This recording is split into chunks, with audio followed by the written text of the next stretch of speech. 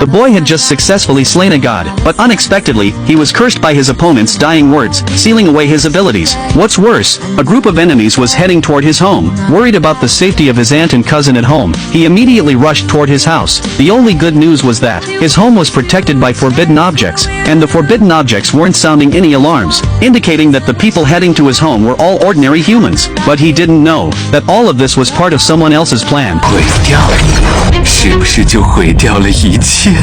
At the moment Lin Chia lost his abilities, the entire city had experienced a blackout. If he died, this city would cease to exist. Just as the enemies were about to reach his home, he finally caught up with them at the last stairwell. Seeing him arrive, the enemies also stopped in their tracks.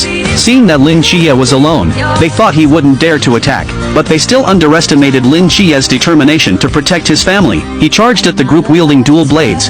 However, due to his own abilities being sealed, he was ultimately knocked to the ground. Because today is New Year's Eve, his aunt happened to call him at this moment, but before he could answer, the phone was knocked away. However, his aunt's call gave Lin Chia a reason he couldn't lose, and he fought with increasing courage. The enemies were defeated one by one, but just as he knocked down the last person, he noticed something was wrong. The opponent actually started burning, and gripped him tightly. On the other side, his aunt still didn't know about his situation, and kept calling his phone repeatedly. Finally the call went through. 小七，你在吗？ Fortunately, Lin Chia eventually broke free from the enemy, and wasn't harmed, but his failure to answer the phone for so long still made his aunt very worried. So Lin Chia changed the subject and asked about the New Year's Eve dinner. Looking at his home so close yet unreachable, Lin Chia suddenly didn't know what to say. His aunt also sensed his low mood, so she handed the phone to her son. His cousin knew about his situation, so he came to the balcony to look toward the street, hoping to find Lin Chia, but couldn't spot his figure. 要是太累的话，回来也没关系啊。